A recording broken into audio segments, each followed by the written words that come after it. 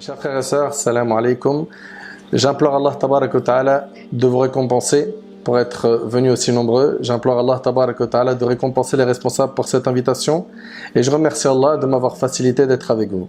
Notre thème aujourd'hui est la médisance. La médisance, c'est un grand péché qui malheureusement s'est banalisé. La médisance est une maladie qui a touché énormément de gens dans notre communauté. Même certains parmi ceux qui apprennent les sciences religieuses ont été touchés par ce fléau, par cette maladie. Rares sont ceux qui ont été épargnés par cette maladie. Qui parmi nous n'a jamais parlé sur le dos de son frère ou de sa sœur en son absence? Il s'agit d'un grand péché qui a été banalisé. Et c'est devenu, je parle ici de la médisance, le fruit le plus consommé dans les assemblées. C'est-à-dire que lorsque les gens se rencontrent, ils sont dans l'obligation de parler sur le dos de quelqu'un pour mettre de l'ambiance, pour rire. S'ils font pas ça, l'ambiance elle est nulle. On rigole pas. Il n'y a pas d'ambiance. Qu'est-ce que la médisance? Selon Abu Hurayra radiyallahu anhu, le prophète sallallahu alayhi wa sallam a dit: savez-vous ce qu'est la médisance? Ils dirent: Allah et son messager le savent mieux que nous. Il dit alayhi salatu wa sallam: dhikruka akhak bima yakrah. C'est quand tu dis à propos de ton frère des choses qu'il n'aime pas. Ça c'est la définition de la médisance. Vous écoutez? C'est quand tu dis à propos de ton frère des choses qu'il n'aime pas. Mais attention, il est absent à ce moment-là. C'est ça la médisance. C'est donc parler en mal sur le dos de ton frère quand il n'est pas là, quand il est absent. On dit au prophète sallallahu alayhi wa sallam: que penses-tu si ce que je dis à propos de mon frère existe réellement? C'est-à-dire si le défaut que je dis là, il existe réellement. Qu'en est-il de cela? Il dit: si ce que tu dis est vrai, tu as médit. C'est ça la médisance. Tu as parlé sur lui en mal alors qu'il n'est pas là. Et si ce que tu dis n'existe pas, alors tu l'auras diffamé. Ok, là c'est une calomnie. Et c'est rapporté par l'imam Muslim. Donc, dhikruka akhak bima yakrah. C'est ça la définition de la médisance. C'est de dire à propos de ton frère ce qu'il n'aime pas entendre. Donc vous avez compris, c'est citer quoi? Ses défauts. Ok? Comme quelqu'un par exemple qui est petit en taille et les gens se moquent de lui parce qu'il est petit. Ou bien parce qu'il est fort. Et donc ils vont dire: ouais, le gros. Ok? Ah, il n'y en a pas 2000 le gros, tu sais très bien de qui on parle. Et donc ils disent ça, ils se moquent.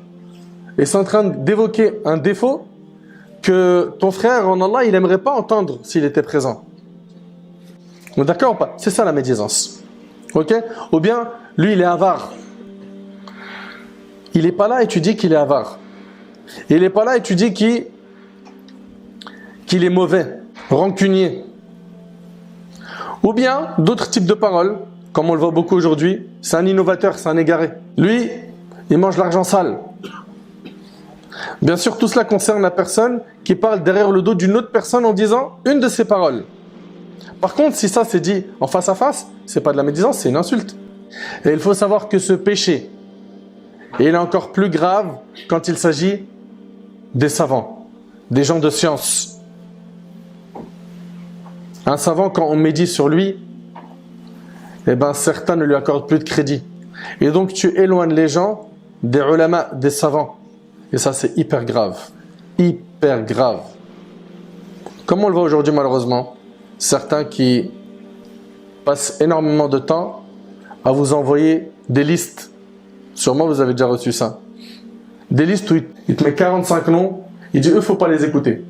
C'est tout. Et ce qui est fort, c'est que la plupart des gens qui reçoivent ça, ils ne donnent pas de preuves. On dirait celui qui a envoyé ça, c'est l'imam al-Bukhari. C'est-à-dire l'info, elle est infaillible. Ah mince! Oh, il y avait eux, je les aimais bien, je les écoutais. Ah on m'a envoyé, il ne faut pas les écouter. Inna lillahi wa inna ilayhi raji'un. Qu'Allah il améliore la situation de la Ummah. Aussi rapidement comme ça, on balaye tout le travail des gens de science, des gens qui œuvrent dans le bien. Et aussi rapidement, vous apportez caution à des inconnus dans le bataillon qui vous apportent aucune preuve, qui vous envoient une liste comme ça. Si ça prouve quelque chose, c'est que, désolé, ça va être un peu piquant, on a énormément de moutons dans la communauté.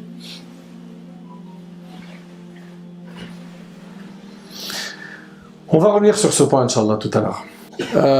T'as des gens qui passent leur temps à écouter les vidéos de certains prêcheurs ou savants et ils écoutent ça avec une oreille très attentive. Où est-ce qu'il va faire une erreur? Où est-ce qu'il a dit quelque chose qui ne colle pas pour qu'on puisse déchirer son honneur bien comme il faut sur le net? Et après vous avez ces fameuses mises en garde malhonnêtes et mensongères qui remplissent la toile malheureusement. Alors à ces gens-là on leur rappelle quelques textes.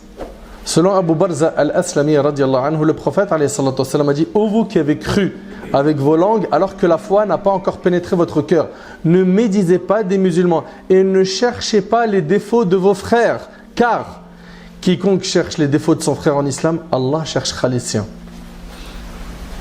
Et celui dont Allah cherche les défauts, il l'humiliera en mentionnant ses défauts même s'il se trouve dans sa maison. C'est-à-dire il sera humilié même s'il se cache dans sa maison. Le hadith qu'on vient d'évoquer, il est rapporté par l'imam Ahmad et d'autres. Allah tabarak wa ta'ala, il nous dit dans Surat al-Hujurat, Surat 49, verset 12, وَلَا يَغْتَبْ بَعْضُكُمْ بَعْضًا أَيُحِبُّ أَحَدُكُمْ أَنْ يَأْكُلَ لَحْمَ أَخِيهِ مَيْتًا فَكَرِهْتُمُوهُ وَاتَّقُوا اللَّهَ إِنَّ اللَّهَ التَّوَّابُ الرَّحِيمُ. Et ne médisez pas les uns des autres. L'un de vous aimerait-il manger la chair de son frère mort? Écoutez bien, hein. Allah subhanahu wa ta'ala, il nous parle de la médisance et il nous dit: l'un de vous aimerait-il manger la chair de son frère mort? Vous en aurez horreur. Vous en aurez horreur et craignez Allah, car Allah est grand, accueillant au repentir, très miséricordieux. Si on te présente un de tes frères morts, est-ce que tu serais capable de manger sa chair? N'importe qui dirait quoi? Non. C'est vrai ou pas? Eh bien, quand tu parles sur le dos de ton frère, quand tu parles sur lui en mal, dans son absence, sache que tu es en train de manger sa chair, sachant qu'il est absent et qu'il ne peut pas se défendre, il est semblable aux morts. Voilà ce que nous dit Cheikh Al-Uthaymin rahimahullah. Et Abu Hurayra radiallahu anhu, il rapporte que Ma'iz, ce noble compagnon, soyez très attentifs s'il vous plaît. Abu Hurayra radiallahu anhu, il rapporte que le compagnon Ma'iz radiallahu ta'ala anhu, il est venu voir le prophète sallallahu alayhi wa sallam et il avait commis la fornication, zina. Il est parti dire cela au prophète. Le prophète il s'est détourné de lui. Mais il est revenu plusieurs fois voir le prophète sallam pour témoigner contre sa personne en lui disant: j'ai commis la fornication. Et le prophète sallam, à la 4e ou 5e fois, il lui a demandé: as-tu vraiment commis zina, la fornication? Oui, répondit Ma'az. Le prophète sallam lui a dit: sais-tu ce que signifie la fornication? Il lui a dit: oui, c'est ce que l'homme commet avec sa femme, mais de manière licite. Le prophète sallam lui a dit: que désires-tu au Ma'az? Il a dit: je veux que tu me purifies. Le prophète sallam, il insiste, il lui dit: as-tu donc eu un rapport comme on fait entrer l'aiguille dans un récipient de kohl ou la corde dans un puits? Il a dit: oui, au messager d'Allah. Et le prophète sallam a demandé qu'on lui applique une sentence. Et subhanallah, plus tard le prophète sallam entendit un homme dire à un autre: n'as-tu pas remarqué cet homme qu'Allah a caché son péché, venir l'avouer jusqu'à ce qu'il ait été sanctionné tel un chien? C'est chaud, hein? Puis il continua son chemin et arrivé à un endroit où il y avait la charogne d'un âne. Le prophète sallam a dit à ses compagnons: où sont-ils un tel et un tel, ceux qui ont parlé en mal de Ma'iz? Une fois en sa présence, il leur a dit: descendez du dos de vos montures et allez manger du cadavre décomposé de cet âne. Qui ferait ça? Qui irait manger le cadavre d'un âne? Ils répondirent: ô messager d'Allah, cela n'est pas comestible, ça se mange pas. Le prophète sallam leur répliqua: ce que vous venez de dire de votre frère Ma'iz est aussi répugnant que de manger de cette charogne. Allahu Akbar. Par celui qui tient mon âme entre sa main, Ma'iz se trouve actuellement au paradis en train de plonger dans ses ruisseaux, et c'est rapporté par Abu Daoud. L'honneur du croyant, il est sacré. Et on a cette facilité à déchirer l'honneur des gens. C'est vraiment triste. Une facilité à faire des copier-coller sur des messages qui déchirent l'honneur des gens. Je le répète, c'est triste et c'est grave. Notre sang, nos biens et notre honneur, toutes ces choses sont sacrées. Écoutez bien, et ils font partie des dernières recommandations du prophète sallallahu alayhi wa sallam. Parmi les recommandations que le prophète sallallahu alayhi wa sallam il a fait à sa communauté avant de mourir, il a dit dans son pèlerinage d'adieu, votre sang, vos biens, votre honneur vous sont sacrés comme sont sacrés ce jour. Ce jour, c'était le jour de Arafat. En ce mois, le mois de Dhul Hijjah, dans cette ville, et c'était la ville de la Mecque. Vous imaginez un peu que notre honneur, il est sacré comme la Mecque? Nos biens également, notre sang. Puis il ajouta, ai-je transmis, ô Allah, soit témoin, rapporté par Bukhari et Muslim. Hélas, certaines personnes ont souillé leur bouche en mangeant la chair de nos frères et sœurs. En fait, on ne s'en rend pas compte de l'impact de ce qui est prononcé de notre bouche. On dit des choses en pensant que c'est rien. C'est une petite moquerie. C'est rien. Eh bien, écoutez avec moi ces quelques hadiths du prophète sallallahu alayhi wa sallam. Selon Mu'adh radiyallahu anhu, le prophète sallallahu alayhi wa sallam a dit: l'homme dit sûrement, écoutez bien, une parole digne de la satisfaction d'Allah, sans lui prêter la moindre attention. Et voilà qu'Allah l'élève à cause d'elle de plusieurs degrés. Donc des fois, il arrive qu'une personne, elle dit une parole sans lui prêter la moindre attention. Et en fait, cette parole-là, elle est une parole digne de la satisfaction d'Allah. Et Allah, par cette parole, il l'élève en degrés, de plusieurs degrés. Et regardez, et l'homme dit sûrement une parole provoquant la colère d'Allah, sans lui prêter la moindre attention. Et voilà qu'elle le fait plonger dans l'enfer, rapporté par le Bukhari. Surveillons nos langues. Habituons nos langues à dire que du bien. Et selon Abu Hurayra radiyallahu anhu, le prophète sallallahu alayhi wa sallam a dit: il arrive que l'homme prononce une parole provoquant la colère d'Allah sans lui prêter la moindre attention. Écoutez bien. Il arrive que l'homme prononce une parole provoquant la colère d'Allah sans lui prêter la moindre attention, dans le but de faire rire ses amis. Et voilà qu'elle le fait plonger en enfer 70 années, rapportées par le Bazar. C'est-à-dire quoi? Une parole, tu la prononces, elle peut te faire plonger en enfer 70 ans. Un gros mot. Une médisance. Une rumeur mensongère qu'on propage. 70 ans en enfer. T'imagines? C'est beaucoup. Et méfiez-vous de la médisance. Le prophète ne l'a jamais toléré. Et regardez avec moi, subhanallah, Aïcha radiyallahu anha. Aïcha, c'est qui? L'épouse du prophète sallallahu alayhi wa sallam. Très bien. Elle rapporte: je dis au prophète sallallahu alayhi wa sallam, je ne citerai de Safiya. Safiya, c'est qui? C'est une épouse également du prophète sallallahu alayhi wa sallam. Donc c'est la coépouse de Aïcha. Ok? Écoutez bien. Aïcha radiyallahu anha, elle dit: je ne citerai de Safiya, sa coépouse, que tel défaut. Et elle a fait un signe de la main qu'elle était petite. Elle a fait un signe de la main comme quoi elle est petite, Safiya. Et regardez ce que le prophète sallallahu alayhi wa sallam a dit. Il lui a dit: tu viens de dire une parole qui, si on la mélangeait à toute une mer, lui changerait son goût et son odeur. Vous êtes conscient là que le prophète sallallahu alayhi wa sallam, il blâme sévèrement la médisance? Vous réalisez à quel point c'est grave?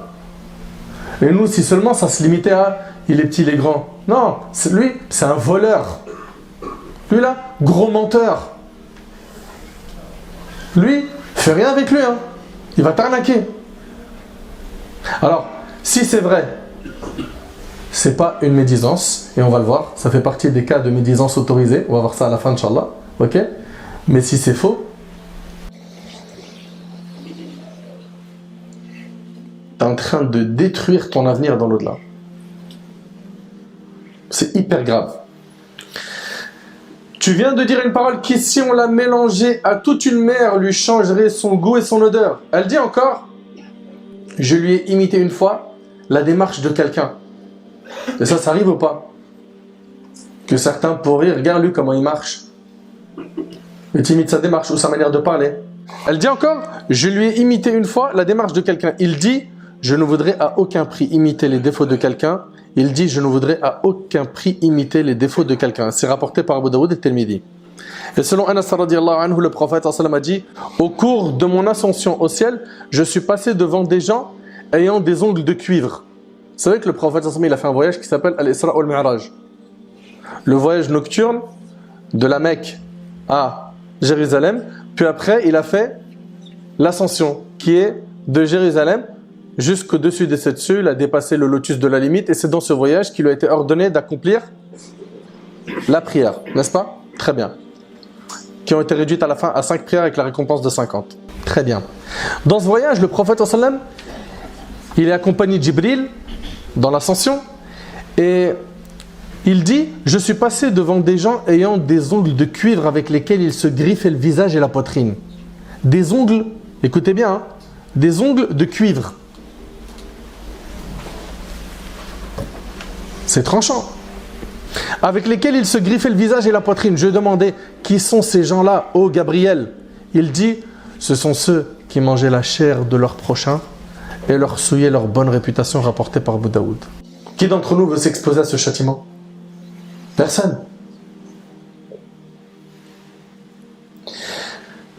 Tout cela est dû au fait qu'on a du mal à maîtriser notre langue. On a réellement besoin de mettre un frein à notre langue. Qu'est-ce qu'il a dit le prophète sallallahu alayhi wa sallam à Mu'adh? Dans le hadith rapporté par Tirmidhi, il lui a dit « Mets un frein à celle-ci. » Et il parlait de la langue. Je dis « Ô messager d'Allah, sommes-nous donc punis pour de simples paroles que nous disons ?» Il dit « Que ta mère te perde. Les gens sont-ils jetés sur leur visage dans le feu de l'enfer pour autre chose que ce que leurs langues ont récolté ?» La langue. La langue peut quoi? Peut nous faire périr. Et selon Abu Sa'id al-Khudri, le prophète a dit « Toutes les fois que le fils d'Adam se lève le matin, tous ses organes blâment sa langue d'une façon humiliante. » T'imagines, tous tes organes, est-ce qu'on croit à ce qu'il dit le prophète, oui ou non? Le prophète il dit que tous les organes du corps blâment sévèrement la langue. Ils lui disent « Crains Allah dans ton comportement à notre égard, car nous dépendons tous de toi. » Allahu Akbar. Si tu es sur le droit chemin, nous le sommes aussi. Et si tu prends la route tortueuse, nous la prenons avec toi, rapporté par Tirmidhi. Et selon Abu Hurayra radiyallahu anhu, le prophète a dit, celui qui croit en Allah et au jour dernier, qu'il dise du bien ou qu'il garde le silence. Rapporté par Bukhari Muslim. Si réellement tu crois en Allah et tu crois ce rendez-vous que tu as avec ton Seigneur le jour du jugement et que tu auras des comptes à rendre, mais mesure tes propos. Fais attention. Rapidement, comme ça, on se laisse aller et on ne mesure pas la conséquence de nos propos. Abu Moussa radiallahu ta'ala anhu rapporte, je dis une fois au messager d'Allah, qui est le meilleur musulman? Le prophète a dit, celui dont les musulmans sont à l'abri de sa langue et de sa main. Rapporté par Bukhari Muslim. Et selon Sahl ibn Sa'ad, radiallahu anhu, le prophète a dit, celui qui me garantit ce qu'il a entre ses deux mâchoires, sa langue, et entre ses deux jambes, c'est-à-dire son sexe, je lui garantis le paradis, rapporté par Bukhari Muslim. Aujourd'hui, quand une personne veut faire rire son entourage, elle tombe dans la médisance. Et ça parle sur tout le monde. Sur les membres de la famille, sur les amis, collègues de travail, sur le patron, sur l'imam de la mosquée, sur les savants, sur les prêcheurs, ça parle sur tout le monde. Malheureusement, quasiment personne n'est épargné. Ces gens-là qui parlent derrière le dos des gens, si on leur dit aujourd'hui, qu'est-ce que tu en penses de prendre un crédit bancaire? La plupart des gens, ils savent que c'est haram. La plupart des gens, ils savent que c'est haram. Et ceux qui continuent à poser la question jusqu'à maintenant, ils savent au fond d'eux que c'est quelque chose qui colle pas avec le din, mais voilà, on veut trouver un échappatoire, quelqu'un qui nous dit c'est bon, tu peux aller pour acheter une maison, une voiture, etc. Ben voilà, généralement les gens ils disent non, riba, merci, c'est pas pour moi, haram. Il y a des hadiths qui parlent de comme quoi le riba ça équivaut à 36 fornications, ou bien à commettre la fornication avec sa mère. C'est terrible. Et bien le prophète il dit, écoutez bien, dans le hadith d'Abi Hurayra qui est rapporté par le Bazar, la plus grande sorte d'usure, de riba, c'est le fait que la personne porte atteinte à l'honneur de son frère sans aucun droit. Le type il est innocent de toute accusation et on lui colle des étiquettes monstrueuses. On va l'accuser de menteur alors que ce n'en est pas un, de voleur alors qu'il n'a jamais volé, d'égaré alors que c'est faux, d'innovateur alors que c'est faux. À toutes ces personnes qui collent des étiquettes aux gens rapidement, sans se soucier des conséquences que cette chose aura le jour du jugement, ouvrez bien vos oreilles. D'après Abdullah ibn Umar radiallahu anhu, le prophète a dit « Quiconque dit sur un croyant ce qu'il n'y a pas en lui ». Est-ce que vous voyez que c'est bien clair là? Quiconque dit sur un croyant ce qu'il n'y a pas en lui, Allah le fera habiter dans Radratul Khabal. Allah le fera habiter dans Radratul Khabal, jusqu'à ce qu'il soit délivré de ce qu'il a dit et il n'en sera pas délivré. Ce hadith-là, il est rapporté par Abu Daoud et d'autres. Et dans Sunan ibn Majah, on demanda au prophète sallam, mais c'est quoi Radratul Khabal? Il répondit, ce sont les sécrétions des gens de l'enfer. Pourquoi est-ce que la personne sera dans Radratul Khabal, dans les sécrétions des gens de l'enfer? Parce que cette personne dit sur les croyances ce qu'il n'y a pas en eux.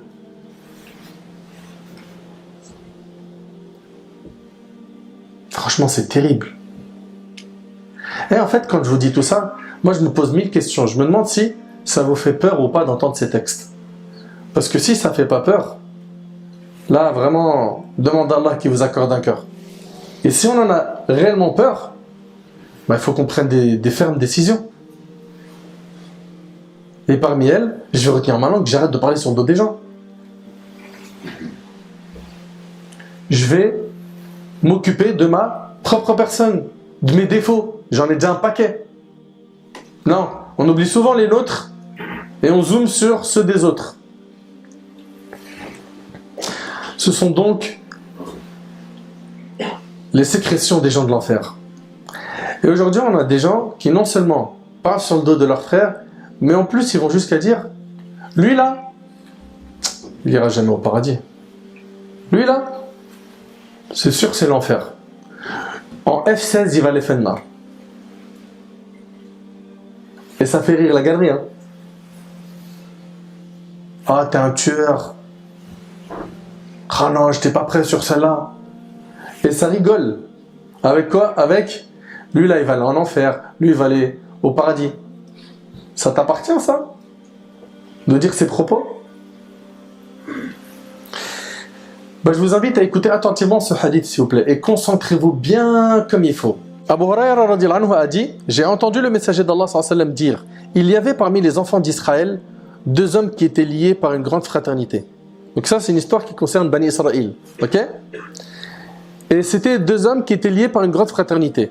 L'un d'eux, il s'adonnait au péché, tandis que l'autre se consacrait à l'adoration d'Allah avec ferveur. Le fervent dans l'adoration ne cessait de voir son compagnon plongé dans les péchés. Il lui disait alors, cesse de commettre des péchés. Et l'autre de lui dire, laisse-moi par Allah. As-tu été envoyé vers moi comme gardien? Donc vous avez compris, ces 2 amis, il y en a un, il est dans la religion et un, il est loin de la religion. Celui qui est dans la religion, il fait son boulot. C'est d'essayer d'aider son frère qui n'est pas dans la religion, de lui tendre la main. Ok? Excellent. Il lui rétorqua alors, à un moment, ça y est, il a fait tellement de rappels, celui qui était dans la religion, qu'il arrivait à un stade où il lui a dit, par Allah, Allah ne te pardonnera pas.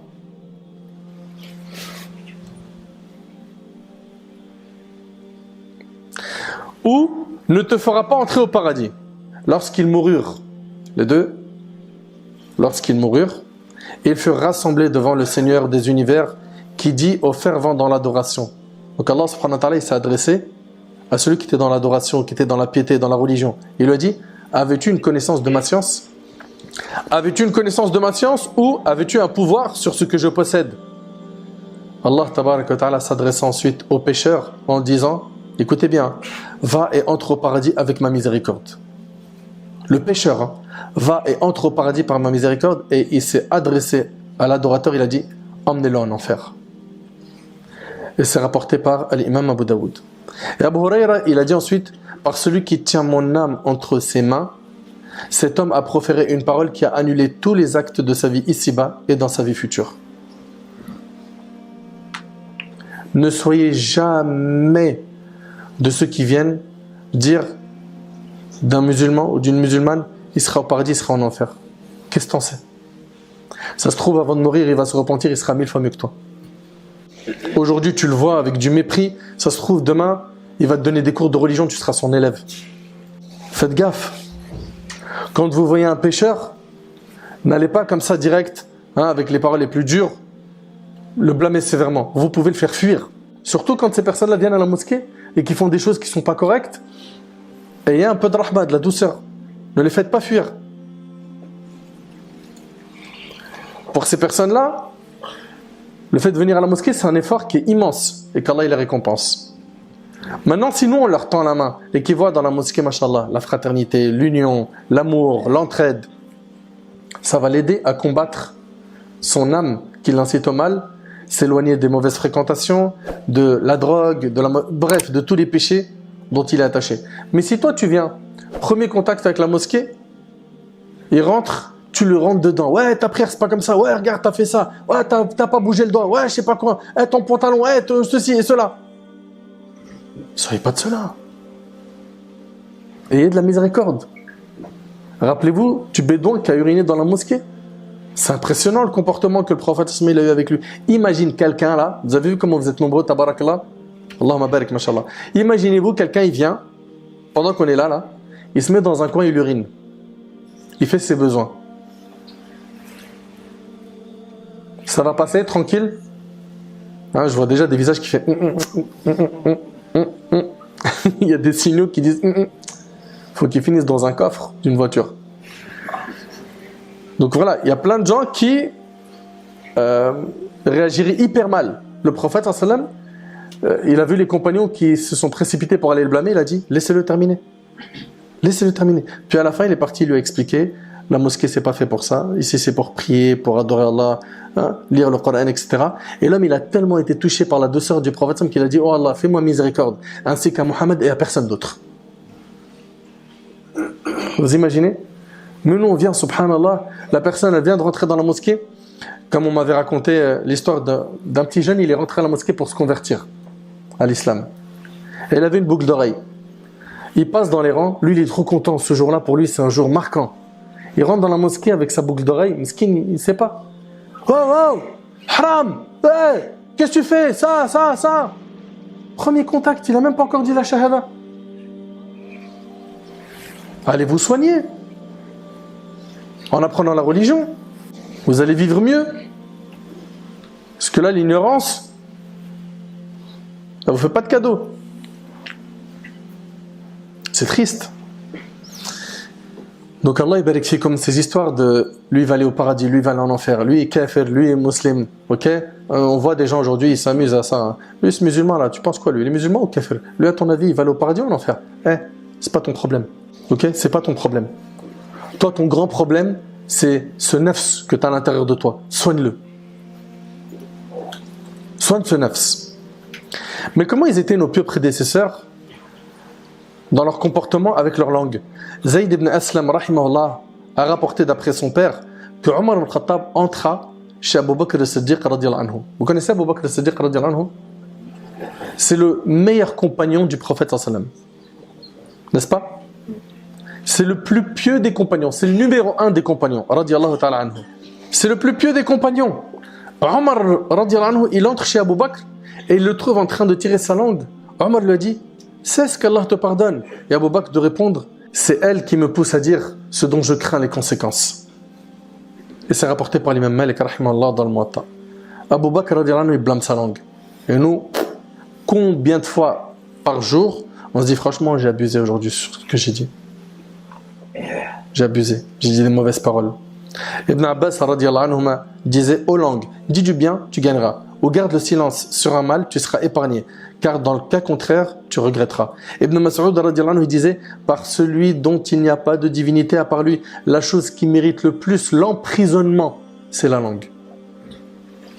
Elle mérite la prison. Notre devoir lorsque quelqu'un médite d'une autre personne, c'est quoi? Alors, il y a 3 leçons très pratiques que j'aimerais que vous reteniez. La première, toi, tu bannis de ta vie la médisance. Parle pas sur le dos des gens. Ok? C'est un grand péché, tu n'es pas prêt d'assumer les conséquences. Arrête, freine, stop.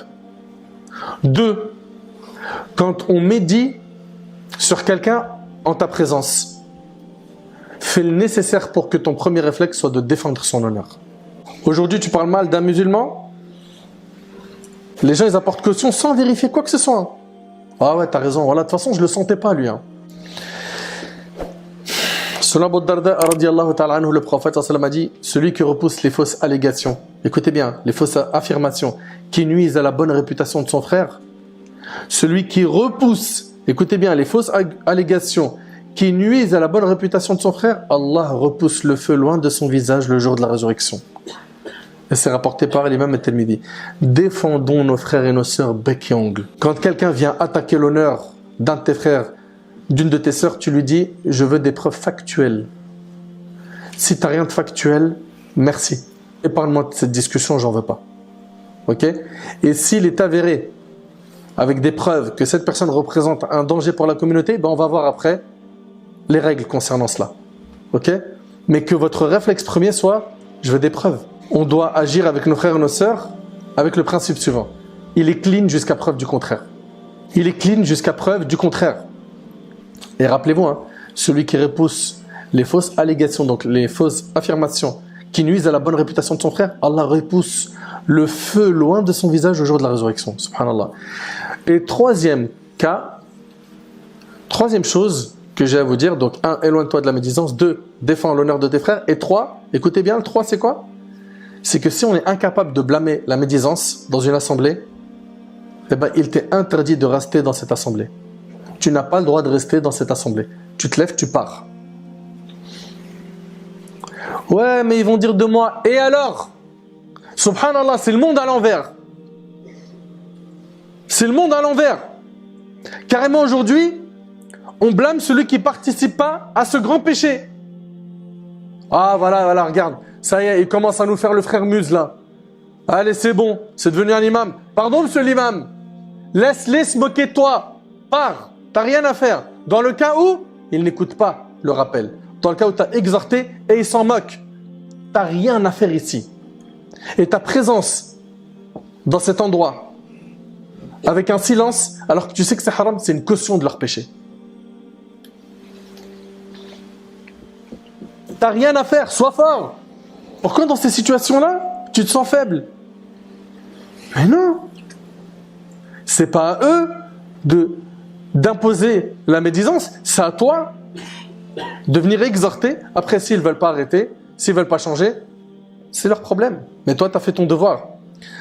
Dans Sourate Al-An'am, Allah tabaraka wa ta'ala, il dit وَإِذَا رَأَيْتَ الَّذِينَ يَخُوضُونَ فِي آيَاتِنَا فَأَعْرِضْ عَنْهُمْ حَتَّى يَخُوضُوا فِي حَدِيثٍ غَيْرِهِ وَإِمَّا يُنْسِيَنَّكَ الشَّيْطَانُ فَلَا تَقْعُدْ بَعْدَ الذِّكْرَى مَعَ الْقَوْمِ الظَّالِمِينَ. Écoutez bien, quand tu vois ceux qui pataugent dans les discours à propos de nos versets, éloigne-toi d'eux jusqu'à ce qu'ils entament une autre discussion. Et si le diable te fait oublier, alors, dès que tu te rappelles, ne reste pas avec les injustes. Le Cheikh Sa'di, rahimahullah, il dit que ce verset concerne kull mutakallim bi muharram, tous ceux qui parlent en prononçant quelque chose de haram. Et la médisance en fait partie. Donc, Allah il nous dit quoi? Écoutez bien, éloigne-toi d'eux jusqu'à ce qu'ils entament une autre discussion. C'est un ordre coranique. Pourquoi tu restes avec eux?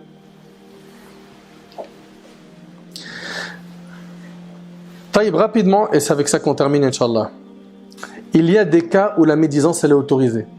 6 cas où la médisance, elle est autorisée. Ce n'est pas un péché. L'imam An-Nawawi, rahimahullah, il les évoque et soyez très attentifs. Le premier cas, c'est pour dénoncer quelqu'un auprès du gouverneur, d'un juge ou autre personnage ayant le pouvoir de lui donner justice de celui qui l'opprime. Donc pour le dénoncer, il dira un tel m'a fait subir telle injustice. Donc là, c'est une médisance autorisée. D'accord? Je me retrouve devant une autorité religieuse, un juge, quelqu'un qui peut m'aider à quoi? À récupérer mes droits. Donc quand je vais parler en mal de mon frère, là ici c'est pas un péché. C'est une médisance qui est quoi? Permise. C'est bon? Ça c'est le premier cas. Et vous avez remarqué c'est pourquoi? C'est pour récupérer un droit. En fait, les 6 cas, vous allez voir qu'il n'y en a aucun parmi eux qui a pour but de dénigrer notre frère en son absence ou déchirer son honneur. Il y a toujours un objectif noble. Dans les 6 cas, vous allez voir que c'est quelque chose de visible. Deuxième cas où c'est autorisé, quand cette médisance peut aider à faire cesser une action réprouvée ou à remettre sur le droit chemin quelqu'un qui désobéit. Mon frère Karim, il va venir me voir et va me dire, Nader, tu vois un tel, eh ben, moi tu sais, j'ai pas envie de lui parler parce que j'ai pas, voilà, soit les arguments, soit la proximité, le lien que tu as avec lui. Et en fait, hier je l'ai vu, il était dans l'alcool, etc. Est-ce que tu peux aller lui parler? Karim, il a fait quoi là? Il a cité un défaut. Oui ou non? De notre frère en son absence. Mais c'est permis parce que son intention, c'est quoi? C'est qu'on aide la personne et qu'on le ramène dans le droit chemin. Mais si Karim, son intention, c'était hey, devine quoi? Hier, on a vu un tel là, il est là bourré et tout, et après, il fait le pieux. Là, c'est quoi ça? C'est une pure médisance. Vous voyez la différence ou pas entre les deux? Donc le premier cas où la médisance elle est permise, c'est quoi? C'est quand on va aller voir un juge, un gouverneur, ok, ou une autorité religieuse pour se plaindre d'une injustice qu'on a subie. Deuxième cas, c'est pourquoi? Pour faire cesser une action réprouvée ou remettre sur le droit chemin quelqu'un qui désobéit à Allah. C'est bon? Un tel fait telle chose, hein, s'il te plaît, aide-le à cesser ce comportement. Il faut que son but réel en cela soit de mettre fin à une action réprouvée. C'est clair? 3. C'est quand on demande un avis de jurisprudence. On va voir un mufti, quelqu'un qui a un grand bagage religieux, et la personne va lui dire, voilà, mon père a été injuste avec moi, ou mon frère, ou mon épouse, est-ce qu'il a le droit de faire ce qu'il m'a fait? Donc là, je vais citer des défauts, ok, mais dans le but de savoir est-ce que moi je suis en droit d'agir de telle manière ou de telle autre. Vous suivez? Ça c'est le troisième cas. Donc c'est alors permis quand il y a un grand besoin. Mais il est plus sage et plus apprécié de dire que dis-tu d'un homme ou d'un individu ou d'un mari qui fait telle chose. C'est-à-dire là, même son nom, je le cite même pas. Le juge de toutes les manières ou le savant de toutes les manières que je vais concerter, lui ce qu'il veut c'est quoi? C'est juste avoir les infos qu'il faut pour me dire voilà, la réponse est telle et telle chose. Le nom, c'est pas quelque chose qui est indispensable pour lui. Ainsi, on atteint le même but sans désigner une personne en particulier. Il est permis par contre de citer le nom d'une personne quand il y a un intérêt. Quand il s'agit de, et ça c'est le quatrième point, de prévenir les musulmans d'un mal et de leur donner le bon conseil. Ok? Là, ça peut avoir plusieurs aspects. Le fait de dénoncer le peu de fiabilité de ceux qui rapportent de faux hadiths. De dire par exemple, voilà, telle personne, il ne faut pas l'écouter, pourquoi? Parce qu'il dit des faux hadiths, il ment sur le prophète sallallahu alayhi wa sallam. Vous suivez? Ou le fait de dénoncer de faux témoins. Ok? Cela est permis à l'unanimité des savants. Également le fait de prendre l'avis de quelqu'un sur un futur gendre ou un futur associé. Il y a quelqu'un qui va venir faire avec moi un business. Voilà, il m'a dit, écoute, je vois que tu as la fibre commerce, moi aussi, on se connaît quand même un petit peu, viens on fait un truc ensemble. Mais moi je ne le connais pas très bien. Et pour m'engager avec lui, j'ai besoin d'être certain que c'est un bon profil. Donc je vais me renseigner. Si moi je viens, je demande à Karim des informations sur lui et que lui il en a, et qui sont même mauvaises, il doit me les dire, oui ou non? Dire lui, ah là là, t'associes pas avec lui. Hein. Ah ouais, il a déjà un passif sombre. Et ça fera partie quoi? De sa sincérité dans le conseil. Vous suivez? Et pareil, quelqu'un qui vient demander ma fille en mariage. Et moi, le prétendant, je le connais pas. Je le connais pas. Et par exemple, mon frère, il me dit, ce frère-là qui vient demander ta fille là, attention, déjà il prie pas. Tout le monde dit il prie. Et il commence à me balancer comme ça pas mal d'informations qui malheureusement sont très sombres. Lui, il n'a pas fait de médisance, il n'a pas fait de péché ici. Ok? Et au contraire, c'est quelque chose qui doit être fait, l'équipe. Ok? Même si ça sera en défaveur pour mon ami, c'est pas grave. Le plus important, c'est quoi? C'est qu'on conseille bien les gens pour pas qu'ils se fassent avoir. Et on a un hadith, Fatima bint Qais radiyallahu anha, elle rapporte, je suis allé une fois dire au prophète sallallahu alayhi wa sallam, Abu Jahl et Muawiya sont venus demander ma main. Le prophète sallallahu alayhi wa sallam a dit, quant à Muawiya, c'est quelqu'un qui est pauvre, qui n'a pas d'argent. Ok? Et là ici, il cite un défaut. Et quant à Abu Jahl, il aime battre les femmes. Et il le dit, épouse plutôt qui? Osama. Donc là on voit que le prophète sallallahu alayhi wa sallam, il a cité les défauts de ces personnes-là. Pourquoi? Pour la préserver? Non, il ne faut pas que tu te maries avec ces profils-là. Toujours dans le quatrième point, il y a le fait de mettre en garde un étudiant qui va régulièrement chez un innovateur ou un dévoyé fasiq pour s'instruire auprès de lui, à cause du risque qu'il court auprès de lui. Mais il faut que le but visé soit uniquement le désir sincère de donner le bon conseil. Donc ici, vous avez compris, on parle de quoi? Du point des mises en garde. Et malheureusement aujourd'hui, il y a des mises en garde et elles sont, pour beaucoup d'entre elles, sont généralisées. souvent pleines d'injustice, de calomnie. Ok? Il m'est arrivé plus d'une fois de me retrouver à parler sur un cheikh avec un frère qui n'était pas d'accord. Il me disait non, ce cheikh-là, il ne faut pas l'écouter. Je dis très bien, pourquoi? Vas-y, liste-moi les points qui ont fait sortir ce cheikh du cercle de Ahl Sunnah wal Jama'a. Soit c'est des silences radio, soit c'est des choses qui ne sont pas vérifiées, soit c'est des calomnies, et il y en a eu plein des calomnies, des mensonges. C'est faux. Et c'est pas comme ça. Nous, on défendra nos savants bec et ongles. Maintenant, si en face, toi, tu n'arrives pas à comprendre une fatwa qu'il a faite ou une action, cherche ou demande. Au lieu de tirer comme on le voit aujourd'hui. Au lieu de tirer sur le dos d'un savant, d'une personne de ilm. Alhamdulillah, de moins en moins on a ce fléau. Allahumma lakal hamd. Mais voilà, il reste encore des petits jeunes qui perdent beaucoup de temps et surtout beaucoup de hasanat sur le net avec ça. Beaucoup de hasanat. Gardez vos hasanat dans votre compte, faites pas n'importe quoi. Donc faites attention s'il vous plaît à ce point-là. C'est pas une mince affaire hein, de venir déchirer l'honneur de quelqu'un. Et il y en a en fait, je le dis, je le répète, ils ne mesurent pas la gravité de faire des mises en garde injustes comme elles se font énormément malheureusement. Également, il est permis de médire de quelqu'un qui fait au grand jour des choses interdites. Yajhar bi fisqihi. Ok? Vous entendez? Il est permis de médire de quelqu'un qui fait au grand jour des choses interdites, telles que la consommation de l'alcool. Il boit de l'alcool devant tout le monde. Il s'en cache pas. Le fait de dire, tu vois un tel, celui qui boit de l'alcool là c'est pas de la médisance. Pourquoi? Parce que lui il s'en cache pas. Mais si lui il s'en cache, t'as pas le droit de dévoiler ça. Sauf si il y a un but de quoi? De l'aider à se réformer, etc. Ok? Dernier cas où la médisance elle est permise, c'est quand quelqu'un a pour surnom un défaut. Son surnom, c'est un défaut. Tel que le boiteux, c'est son surnom. Le sourd, l'aveugle. Quand on lit un peu les livres de nos ancêtres, hein, on lit Al-A'raj, le boiteux. Il est permis, dans ce cas, de nommer cet homme par le défaut qui lui sert de surnom. Mais si on peut l'identifier par autre chose, c'est préférable. Voilà donc les 6 cas où il est permis de médire de quelqu'un selon ce que disent les savants et sur la plupart desquels ils sont unanimes. Ils se basent sur des hadiths authentiques pour cela. Pour terminer, si tu as médit sur quelqu'un, on est d'accord que tu dois te repentir sincèrement, oui ou non? Très bien.